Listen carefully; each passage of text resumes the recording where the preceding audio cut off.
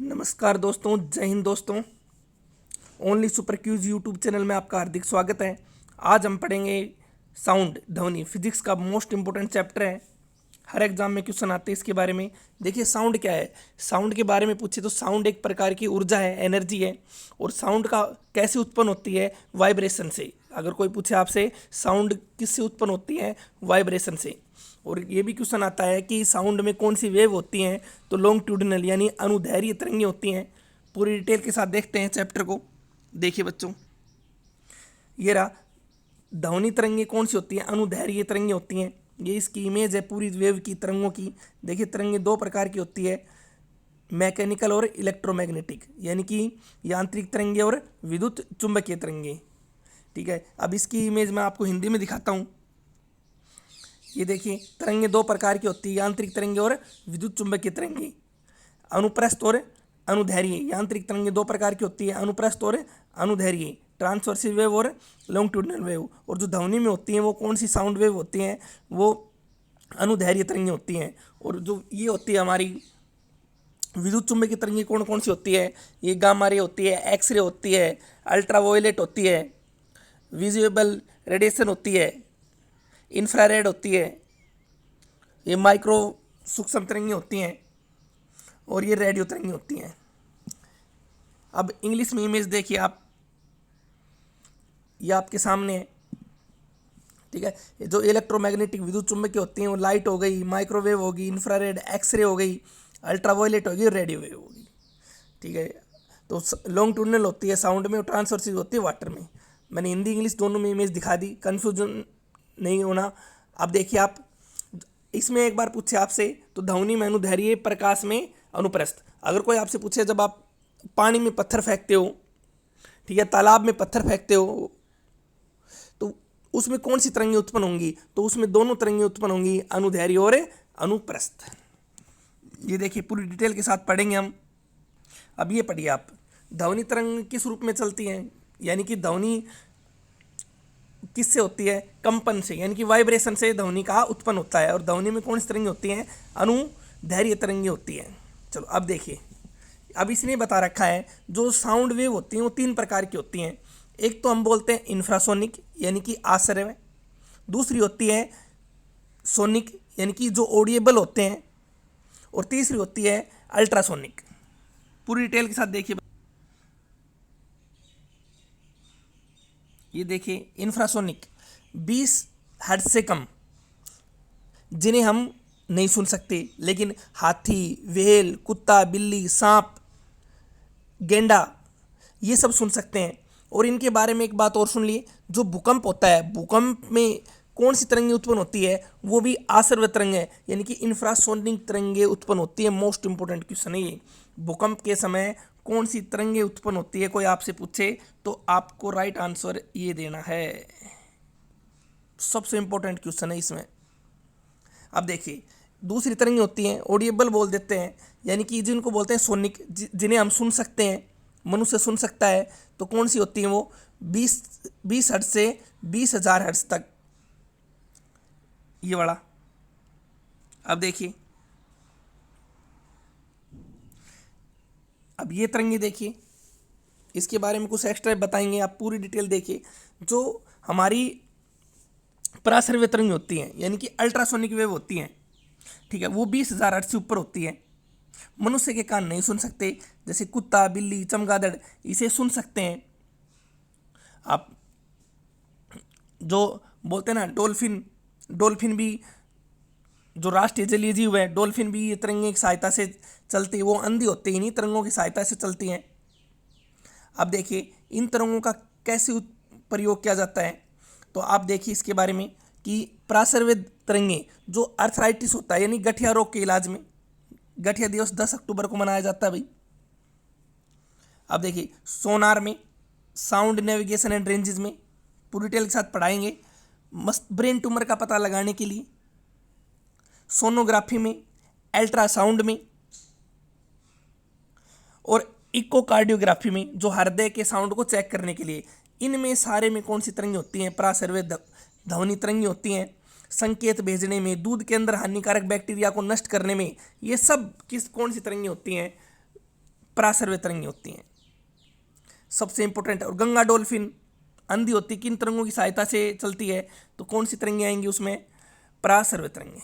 देखिए इसमें आप ये इमेज देखिए, मानव कान अल्ट्रासोनिक तरंगों का पता नहीं लगा सकता। जो ह्यूमन ईयर होता है, जो हमारा मनुष्य का कान होता है, वो अल्ट्रासोनिक यानी कि पराश्रव्य तरंगों का पता लगा नहीं सकता, लेकिन कुत्ते, बिल्ली आदि सुन सकते हैं। चमगादड़ न केवल पता लगाते हैं बल्कि ये उत्पन्न भी करते हैं। जो चमगादड़ होते हैं, जो बैट होते हैं, वो इन तरंगों की सहायता से चलते हैं, बल्कि उत्पन्न भी करते हैं। ये अल्ट्रासोनिक है। अभी बताया था गठिया रोग के इलाज में, इन सब में मैंने बता दिया आपको, मोस्ट इंपॉर्टेंट है। आप ये क्वेश्चन देखिए, जो स्पीड ऑफ साउंड होता है वो ग्रेटेस्ट यानी सबसे ज़्यादा स्पीड, ध्वनि की गति सबसे ज़्यादा किस में होती है, तो देखिए ठोस, द्रव, गैस। ठीक है, तो सब ठोस में, फिर उसके बाद द्रव में यानी कि सॉलिड, लिक्विड और गैस में। ठीक है, तो आप इसमें आंसर दिए, वाटर है, एयर है, ग्लास और ग्लिसरीन है। तो इसका राइट आंसर क्या आएगा बच्चों, गिलास। यानी कि इसका राइट आंसर क्या आएगा, ये देखिए इसका राइट आंसर गिलास आएगा। तो सबसे ज़्यादा होती है ठोस में, फिर द्रव में और फिर गैस में, सॉलिड, लिक्विड और गैस में। तो इसका राइट आंसर क्या आएगा, ठोस, ठोस में गिलास, कांच। नेक्स्ट देखिए, ये मैंने अभी कराया है, 20 हर्ट्ज से 20,000 हर्ट्ज की आवृत्ति की ध्वनि को क्या बोलते भाई, बताइए शाबाश। इसका ए राइट आंसर आएगा। सोनिक बोल देते हैं या फिर ऑडिएबल साउंड बोल देते हैं। नेक्स्ट देखिए, सारे इंपॉर्टेंट क्वेश्चन है। आप ये देखिए, जो इकोकार्डियोग्राफी, अल्ट्रासोनिक ध्वनि का उपयोग किया जाता है इकोकार्डियोग्राफी में, अल्ट्रासाउंड में और सोनोग्राफी में। सब ध्वनि यानी पराश्रव्य तरंगें का प्रयोग किया जाएगा। देखिए ध्वनि की अभी हमने पढ़ा है, ध्वनि सबसे ज़्यादा किस में होती है, ठोस, द्रव और गैस में। तो ये क्या रहा है, साउंड लेवल विद जो ग्रेटर स्पीड होती है 0 डिग्री सेल्सियस पर, वो होती है सबसे ज़्यादा किस में होती है, सबसे ज़्यादा होती है एल्युमिनियम में। ठीक है, और ध्वनि किस में है, नहीं गुजर सकती। मैं फिर से कह रहा हूँ, ये क्वेश्चन भी बहुत बार पूछ सकता है कि जो किस में से ट्रेवल नहीं कर सकती, जो वैक्यूम होता है, वैक्यूम को निर्वात बोलते हैं, निर्वात में से ध्वनि नहीं जल सकती। निर्वात में ध्वनि की चाल होती है 0। जहाँ ध्वनि की चाल 0 होती है वहाँ लाइट की चाल सबसे ज़्यादा होती है।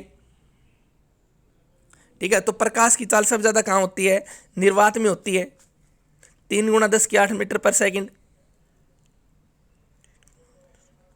अब सुनिए आप, जो रबड़ में ध्वनि की चाल देखिए 60 मीटर पर सेकंड स्पीड ऑफ साउंड है।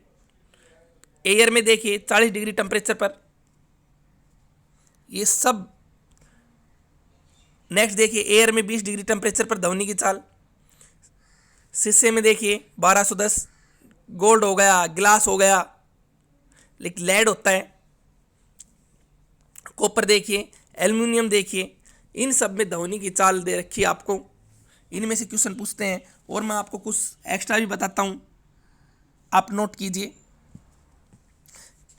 कई बार आपसे पूछता है, जो सी वाटर होता है, समुद्री जल होता है, उसमें ध्वनि की चाल, तो उसमें ध्वनि की चाल होती है जी 1533 मीटर पर सेकंड। ठीक है, और सुनना आप, हाइड्रोजन में पूछे तो 1280। आप नोट कीजिए ये चीजें। हीलियम में 331 मीटर पर सेकंड। मैं आपको पूरी डिटेल बता रहा हूं। ठीक है, सामान्य जल में, नॉर्मल जल में पूछे तो 1493, एथेनॉल में 1144, मेथेनॉल में 1103। ये सब ध्वनि की चाल पूछी जाती है। बहुत इंपॉर्टेंट क्वेश्चन है, सारे एग्जाम में आते हैं। हीलियम में 965 मीटर पर सेकंड। एक डिस्टिल वाटर होता है आसुत जल में 1493। तो आप देखिए क्वेश्चन। नेक्स्ट देखिए, इसी में ये देखिए बच्चों, 0 डिग्री सेल्सियस में हवा में ध्वनि की चाल 332 मीटर पर सेकंड। और जब टेम्परेचर 1 डिग्री सेल्सियस बढ़ जाए, जब टेम्परेचर हम 1 डिग्री सेल्सियस क्या कर दो, इसको इंक्रीज कर दे, तो 0.16 मीटर पर सेकंड ध्वनि की चाल बढ़ जाती है। ठीक है, तो 20 डिग्री टेम्परेचर पूछे तो हवा में, तो 343 मीटर पर सेकंड। तो सबसे ज़्यादा किस में होती है, आप देखिए ठोस, द्रव और गैस में एक डिग्री टेम्परेचर बढ़ाने पर ध्वनि की चाल कितनी बढ़ जाती है? तो 1 डिग्री टेम्परेचर बढ़ाएंगे तो ध्वनि की चाल 0.61 मीटर पर सेकंड बढ़ जाती है। देखिए नेक्स्ट, ये बच्चे ध्यान से सुनिए आप अच्छे से, ठीक है। ये आर्द्रता जो ह्यूमिडिटी के बारे में बता रहा है, ह्यूमिडिटी को किससे मापते हैं? आप सबको पता है हाइग्रोमीटर से मापते हैं। देखिए ये क्या कह रहा है, आप गौर से सुनने, ये क्या है, जो ह्यूमिडिटी बढ़ेगी तो ध्वनि की चाल पर क्या प्रभाव पड़ेगा? फिर से सुन लो, जब आर्द्रता बढ़ेगी तो ध्वनि की चाल पर क्या प्रभाव पड़ेगा? तो आप सुनिए, इसका आंसर आएगा आर्द्रता बढ़ेगी तो ध्वनि की चाल भी बढ़ेगी। आर्द्रता जो ह्यूमिडिटी घटेगी तो ध्वनि की चाल भी घटेगी। आर्द्रता बढ़ेगी ध्वनि की चाल बढ़ेगी, आर्द्रता घटेगी ध्वनि की चाल भी घटेगी। और सुनना, आप टेम्परेचर के बारे में बता रहा हूँ मैं। तापमान का क्या इफेक्ट पड़ता है? ताप के बढ़ने पर ध्वनि की चाल बढ़ती है। जब टेम्परेचर बढ़ेगा तो ध्वनि की चाल बढ़ेगी। मैंने बताया जब 1 डिग्री सेल्सियस टेम्परेचर बढ़ेगा तो ध्वनि की चाल कितनी बढ़ेगी? 0.61 मीटर पर सेकंड। ठीक है, 2 पॉइंट हो गए। तीसरा पॉइंट देखो, दाब में, जो प्रेशर में क्या इफेक्ट पड़ता है ध्वनि का? दाब में ध्वनि की चाल का कोई इफेक्ट नहीं पड़ता। फिर सुन लो, जो दबाव होता है, दबाव में ध्वनि की चाल का कोई प्रभाव नहीं पड़ता। ठीक है, अब सुनिए, और जो इलास्टिसिटी होती है, प्रत्यास्थता बोलते हैं। ठीक है, जो इलास्टिसिटी होती है वो किस में होती है? वो ठोस में, फिर द्रव में, फिर गैस में। प्रत्यास्थता बढ़ेगी, इलास्टिसिटी बढ़ेगी तो ध्वनि की चाल भी बढ़ेगी। ठीक है, प्रत्यास्थता बढ़ेगी तो ध्वनि की चाल भी बढ़ेगी।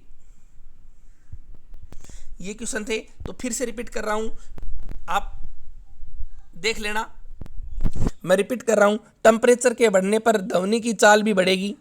1 डिग्री सेल्सियस तापमान बढ़ेगा तो ध्वनि की चाल 0.61 मीटर पर सेकंड बढ़ेगी। दबाव में ध्वनि की चाल का कोई प्रभाव नहीं रहता। ठीक है, प्रत्यास्था में क्या आएगा? इलास्टिसिटी में क्या आएगा? इलास्टिसिटी सबसे ज़्यादा किस में होती है? ठोस, द्रव और गैस में। तो जो इलास्टिसिटी बढ़ेगी तो ध्वनि की चाल भी बढ़ेगी। ठीक है, आर्द्रता देखिए, ह्यूमिडिटी में क्या होगा? तो आर्द्रता बढ़ेगी तो ध्वनि की चाल भी बढ़ेगी, आर्द्रता घटेगी तो ध्वनि की चाल भी घटेगी। और सुन लो, ध्वनि की चाल जो हमारा डेंसिटी होता है, घनत्व होता है, घनत्व पर प्रभाव देखिए। जैसे जैसे घनत्व बढ़ेगा वैसे वैसे ध्वनि की चाल घटेगी। डेंसिटी बढ़ेगा और ध्वनि की चाल घटेगी। सबसे इंपॉर्टेंट था, इसी के बारे में कई बच्चे कंफ्यूज हो जाते हैं। ठीक है, अब देखिए, घनत्व को किससे मापते हैं? पिकोनोमीटर से मापते हैं। डेंसिटी को किससे मेजर करते हैं? पिकोनोमीटर से। तो याद रखना, किसी चीज़ का टेम्परेचर बढ़ाते हैं तो आयतन, उसका वॉल्यूम बढ़ेगा और उसकी डेंसिटी घटेगी। फिर सुनना, कोई भी चीज़ है नोट में लिख लेना, किसी चीज़ का टेम्परेचर बढ़ाते हैं तो जो उसका वॉल्यूम, आयतन बढ़ेगा और उसका घनत्व घटेगा, डेंसिटी घटेगी। तो डेंसिटी को किससे नापते हैं? फिर से सुन लो आप, पिकोनोमीटर से। ध्वनि की चाल पर डेंसिटी का क्या प्रभाव पड़ता है? जैसे जैसे घनत्व बढ़ेगा वैसे वैसे ध्वनि की चाल घटेगी। चलो नेक्स्ट देखते हैं बच्चों, मेरे हिसाब से आपको समझ में आ गया होगा। आप ये देखिए, जब हम किसी से साधारण बातचीत करते हैं तो कितने डीबी की आवश्यकता होती है ध्वनि की? 30 से 40। ठीक है, जोर से बात करते हैं तो 50 से 60। ट्रक 90 से 100। ये सभी डिटेल आपके सामने। ऑर्केस्ट्रा 100, विद्युत मोटर 110, मोटरसाइकिल गौर से देखिए आप 110, सायरन 110 से 120, जेट विमान 140 से 150, मशीन गन 170, मिसाइल कितनी डीबी सुनाई देती है? 180। आप एक दो ऐड और कर लीजिए इसमें। जो पत्ते होते हैं, पेड़ के पत्ते होते हैं, लीफ होते हैं, ठीक है ना, जो ट्री के लीफ होते हैं, उसमें जो सरसराहट होती है उसकी होती है 10 से 20 डीबी। जो औद्योगिक कारखाने होते हैं उसमें होती है 100 से 120 डीबी। आप ये ऐड कर लीजिए। अब सुनना, जो WHO ने मनुष्य के लिए सर्वोत्तम बताई है, वर्ल्ड हेल्थ ऑर्गेनाइजेशन ने 45 डीबी मनुष्य के लिए सर्वोत्तम होती है। ठीक है, 75 डीबी से ऊपर मनुष्य के लिए नकारात्मक इफेक्ट डालती है। ठीक है, और जो हमारा 80 डीबी से अधिक तीव्रता की ध्वनि शोर कही जाती है, और जो 85 dB से अधिक व्यक्ति बहरा हो सकता है, 150 जिसने 150 dB ध्वनि सुन ली वो व्यक्ति पागल हो सकता है। देखिए पूरी डिटेल आपके सामने है, जो मैंने एक्स्ट्रा बोले वो ऐड कर लीजिए आप देखें। अब हम लाउडनेस के बारे में पढ़ेंगे, यानी इंटेंसिटी, यानी ध्वनि की तीव्रता। देखिए ध्वनि की तीव्रता, ध्वनि का वह गुण जिससे साउंड का यानी ध्वनि का धीमा यानी मंद या तेज सुनाई दे, प्रबल सुनाई दे, उसे हम क्या कहते हैं, ध्वनि की प्रबलता यानी कि इंटेंसिटी यानी तीव्रता। ठीक है, अब ये इसके बारे में ये आप नोट कर लीजिए बच्चों। मैं फिर से रिपीट कर रहा हूँ, जो आयाम होता है, आयाम को बोलते हैं एम्पलीट्यूड। ये किस पर निर्भर रहती है, ये एम्पलीट्यूड पर निर्भर रहती है, आयाम पर निर्भर रहती है। मोस्ट इंपॉर्टेंट क्वेश्चन है कि जो ध्वनि की जो इंटेंसिटी होती है यानी तीव्रता, वो किस पर निर्भर रहती है, वो आयाम पर निर्भर रहती है। अब देखिए इसका ऐसा ही मात्रक क्या है, माइक्रोवाट मीटर स्क्वायर। ठीक है, तो ये कितना होता है, 10⁻⁶ जूल पर सेकंड मीटर स्क्वायर के बराबर होता है। तथा इसकी प्रयोगात्मक इकाई क्या होती है, मात्रक बेल होता है, और बेल के 10वें भाग को क्या कहते हैं, डेसिबल कहते हैं। तो कई बार नहीं पूछ लेता है ध्वनि का मात्रक क्या है, डेसिबल है। अब देखिए आप इसके बारे में क्या पूछा जाता है, अभी मैं इसमें करता हूँ ऐड। ये देखिए आप, ठीक है, यह एक भौतिक राशि होती है, फिजिकल क्वांटिटी होती है, यह ऊर्जा को ट्रांसपेरेंट करने की दर होती है। अब मैंने अभी बता दिया WHO के अनुसार, पूरी डिटेल बता दी मैंने। डीजे के आप डीजे का भी उसमें ऐड कर सकते हो, डीजे हुआ, संगीत का शोर हुआ, ये 80 dB आएगा। पेड़ के पत्तों की सरसराहट मैंने बता दी। ठीक है, तेज बातचीत, साधारण बातचीत, ये सब मैंने बता दिया है। ये सब ध्वनि की तीव्रता में आते हैं। जो मैं एक्स्ट्रा बोल रहा हूँ आप ज़रूर नोट कीजिए। मैंने आपसे पूछा था घनत्व डेंसिटी को किससे मापते हैं, याद करिए। आप ये देखिए पिच, ठीक है, इसके कैरेक्टरिस्टिक्स देखिए कैसे क्या होता है। देखिए जो इंटेंसिटी था यानी तीव्रता था, उसमें तो क्या हो रही थी, उसमें तो ध्वनि का धीमा और तेज सुनाई दे रहा था। ठीक है, और इसमें क्या हो रहा है, किसी की आवाज़ मोटी, किसी की आवाज़ पतली, उसको तारतब बोलते हैं, पिच बोल देते हैं या स्वर बोल देते हैं। इसके बारे में पूछा जाता है कि आप सुनिए कि ध्वनि का जो तेजपन और मोटापन, ठीक है, ध्वनि का जो जिसकी आवाज़ मोटी होती है या फिर जिसकी आवाज़ कैसी होती है जी, पतली होती है, वो किसके कारण होती है, वो तारतव के कारण होती है। इसको बोलते हैं श्रिल बोलते हैं, एक को तो एक को ग्रेव बोलते हैं, GRAV ग्रेव, यानी कि आवाज़ का पतलापन और मोटापन। ठीक है, अब देखिए जिसका पिच ज़्यादा हो, देखिए इसमें दे रखा है जिसका पिच ज़्यादा हो, ये रहा, ठीक है, ये वाला देखिए आप, जिसका तारतव ज़्यादा हो, ठीक है, तो क्या होगा, उसकी आवाज़ पतली होगी, साउंड पतला होगा। जिसका तारतव ज़्यादा होगा तो उसकी आवृत्ति भी क्या होगी, ज़्यादा होगी, फ्रीक्वेंसी। तो ये तारतव किस पे निर्भर रहता है, ये फ्रीक्वेंसी पे निर्भर रहता है। आप सुन लीजिए फिर से। और जो तीव्रता होती है वो किस पे निर्भर होती है, आयाम पर, एम्पलीट्यूड पर। ये भी बताऊंगा ये सब क्या होते हैं। ठीक है, अब देखना, जिसका तारतव कम हो, ठीक है, उसकी फ्रीक्वेंसी भी कम होगी और उसकी आवाज़ मोटी होगी।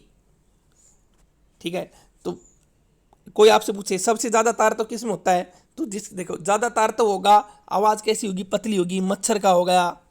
ठीक है, महिलाओं की आवाज़ पतली होने का कारण क्या है, तारतव का ज़्यादा होना। और पुरुष हो गया, मेंढक हो गए, टाइगर हो गया, इनकी आवाज़ कैसी, इनमें तारतव कैसा है, कम है, और इनकी आवाज़ मोटी है, तो इसमें क्या आएगा, तारतव का कम होना। और तारतव किस पे निर्भर करता है, तो बच्चों मैं फिर से कह रहा हूँ, तारतव फ्रीक्वेंसी पर निर्भर करता है और तीव्रता किस पर निर्भर करती है, आयाम पे।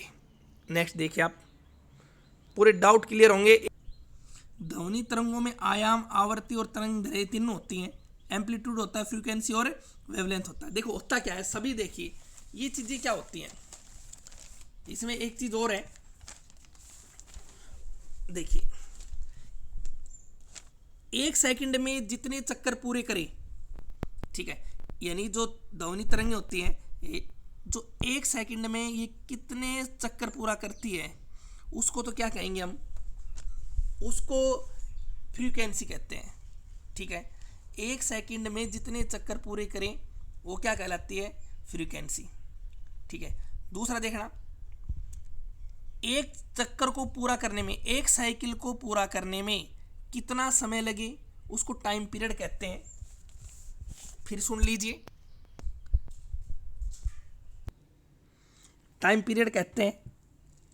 ठीक है, फिर सुनो, 1 सेकंड में जितने चक्कर पूरे करें वो क्या कहलाता है, फ्रीक्वेंसी। ठीक है, दूसरा है कि एक चक्कर को पूरा करने में, एक साइकिल को पूरा करने में जो समय लगे उसको क्या कहेंगे, टाइम पीरियड। आवर्त काल बोल देते हैं, दोलन काल बोल देते हैं। तीसरा है, देखिए ये यहां से यहां तक, ठीक है, जो जो जो सिरे हैं इनमें जो 2 सिरे हैं, ये देखो, एक बार गौर से देखो, पहले आप फिर से ये देखो और ये देखो, ये क्या कहलाता है, ये इसका आयाम कहलाता है, इसको एम्पलीट्यूड बोलते हैं। इनको ये देखिए, जो थ्रेस्ट क्रस्ट वाला यहाँ से यहाँ तक का ये वाला हिस्सा, ये आयाम होगा। ठीक है, तो ये अगर कोई आपसे पूछे स्पीड बराबर क्या होता है, दूरी बटे समय। ठीक, अब इसका मैं फॉर्मूला बताता हूँ आपको, इसमें से न्यूमेरिकल आते हैं, बहुत इंपॉर्टेंट आते हैं। देखिए इसकी इसी में से आता है, आप ये देखिए आप, तो ये तीनों चीज़ आपको पता लग गई कैसे क्या है, मैंने 4 चीज़ बता दी हैं। कि फिर सुन लो, 1 सेकंड में जितने चक्कर पूरी किए जाते हैं, 1 सेकंड में जितने चक्कर पूरे किए जाएंगे उसको तो क्या कहेंगे, उसको तो हम फ्रीक्वेंसी कहेंगे। और एक चक्कर को पूरा करने में जितना समय लगेगा, एक चक्कर को जितना पूरा करने में जितना समय लगेगा उसको हम टाइम पीरियड, आवर्तकाल या दोलन काल कहेंगे। ठीक है, फिर क्या आएगा, ये जो यहाँ से यहाँ तक, ये देखिए आप, ये थ्रस्ट क्रस्ट होते हैं, ये वाला ये इस वाले हिस्से को, इनको क्या बोलेंगे, इनको बोलेंगे आयाम, एम्पलीट्यूड। और एम्पलीट्यूड आवृत्ति किस पर निर्भर होती है, एम्पलीट्यूड पर। ठीक है बच्चों, ये देख लेना। अभी और बताते हैं। अब क्वेश्चन आप ये देखिए, सारे क्वेश्चन सारे इंपॉर्टेंट हैं। क्वेश्चन ये है, कमरे के तापमान पर पानी में ध्वनि का वेग कितना होता है। ठीक है, जो रूम टेम्परेचर होता है उसमें वेलोसिटी बतानी है। देखिए आप क्वेश्चन देख लीजिए, मैं इसका राइट आंसर बता रहा हूं, इसका राइट आंसर सी आएगा। नेक्स्ट देखिए आप, ये मैंने बता दिया, जो साउंड डिपेंड किस पे करता है, मात्रा की वह इकाई जिस पर ध्वनि की पिच निर्भर करती है। फिर सुन लो, ये क्वेश्चन सुन लो कि ध्वनि होती है उसकी मात्रा, यानी कि जो तारतक होता है वो किस पर निर्भर करता है, वो करता है फ्रीक्वेंसी पे। मैं रिपीट कर रहा हूँ, वो करता है फ्रीक्वेंसी पे। और फ्रीक्वेंसी का मात्रक क्या है जी, हर्ट्ज। तो इसका राइट आंसर क्या आएगा बच्चों, ये आएगा। नेक्स्ट देखिए, जो आपका कोई फ्रेंड है, ठीक है, उसकी जो रिकॉग्नाइज्ड वॉइस होती है, हम उसको कैसे पहचान करते हैं। किसी मित्र की आवाज़ को उसके द्वारा पहचाना जाता है। ठीक है, या कोई गायकार है तो हमने कोई सॉन्ग सुना, अरे ये तो उसका है भाई। बताइए ये हम किस पे करते हैं भाई, ये अलका याग्निक का है, अनु मलिक का है, सोनू निगम का है, ठीक है, अरिजीत सिंह का है। तो आप पहचान ले तो हाँ ये सॉन्ग किसका है, तो हम किसके द्वारा पहचानेंगे बताइए।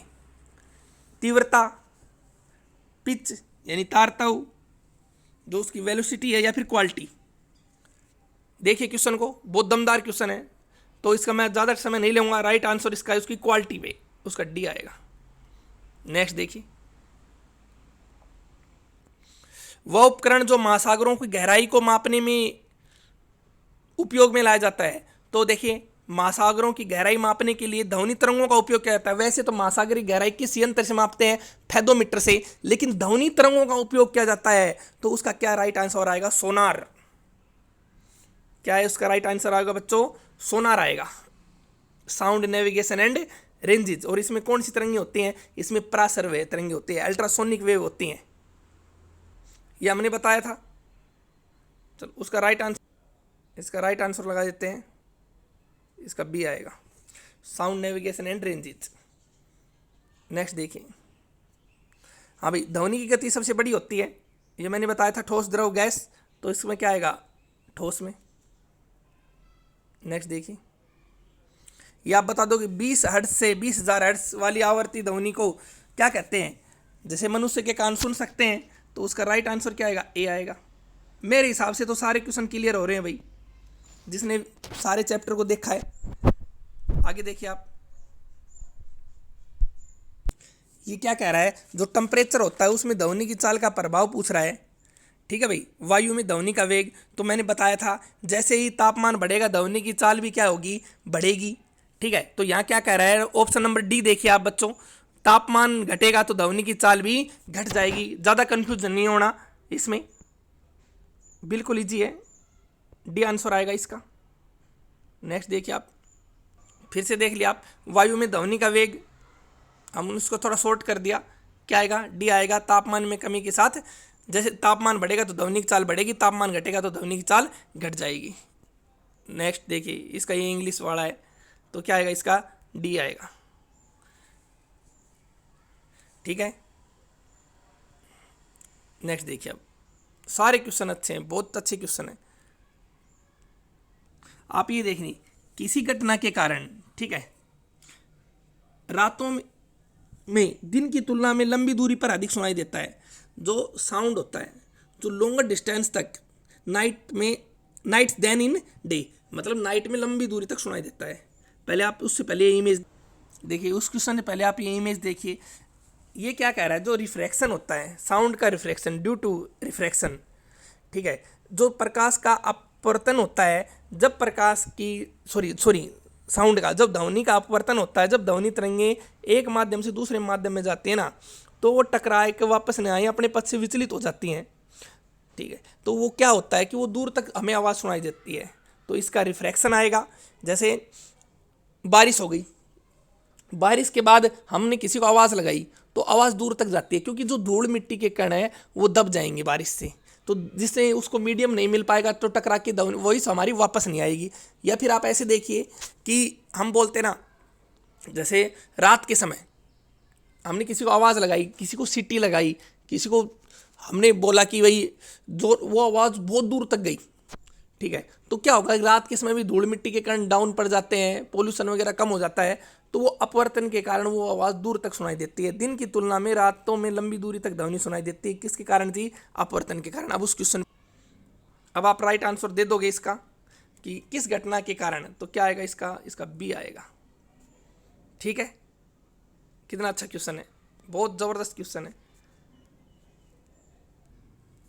यदि कोई ध्वनि हवा से पानी तक जाती है, ठीक है, जो मीडियम में जाती है, अब देखिए इसको पूरा लिख रखा है हमने, एयर टू वाटर जो ट्रेवल होता है, तो उसमें कौन सी चीज़ चेंज नहीं होती, अनचेंज रहती है। तो देखिए उसका जो वेलोसिटी भी चेंज हो जाएगी, ठीक है, उसकी वेवलेंथ भी चेंज हो जाएगी, उसका एम्पलीट्यूड भी चेंज हो जाएगा, लेकिन क्या चेंज नहीं होगा बच्चों? उसकी आवृत्ति, उसकी फ्रीक्वेंसी चेंज नहीं होगी। तो इसका राइट आंसर क्या आएगा? बी आएगा। क्वेश्चन देख लो, बहुत बार आया हुआ क्वेश्चन है। नेक्स्ट क्वेश्चन देखिए आप, जो इको साउंड होता है उसके बारे में क्या होता है कि पहले सुनना,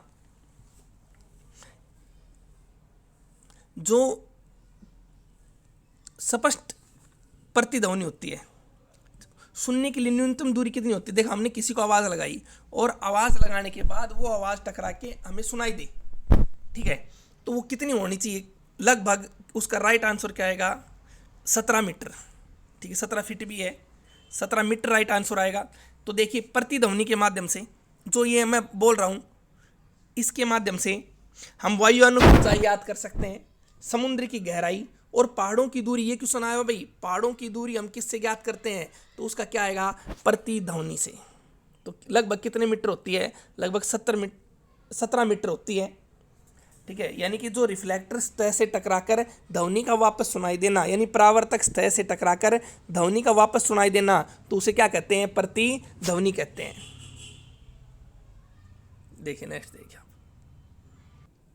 ये क्या कह रहा है? ए वाइब्रेटिंग बॉडी, मनुष्य का एक जो कंपित शरीर क्या होता है? तो देखिए जो ध्वनि का उत्पन्न हो, ठीक है, जो साउंड को प्रोड्यूस करे, और वो किस पे डिपेंड अपॉन फ्रीक्वेंसी, तो इसका राइट आंसर क्या आएगा? इसका सी आएगा। नेक्स्ट देखिए आप, ठीक है, इसमें से देखिए क्वेश्चन नंबर 14 है, कौन सा कथन सत्य है? तो हमें इसको सत्य के बारे में बताना है, कौन सा ठीक है। तो इसका आप सी पढ़िए, टाइम वेस्ट नहीं कीजिए, सी का पढ़िए। देखिए इसमें सी में क्या आएगा? ये कौन सी तरंगे हैं? ये अनुदैर्घ्य तरंगे हैं और एक समानांतर माध्यम में फैलती हैं। आप इसका इंग्लिश में देख लिया आप ये क्वेश्चन,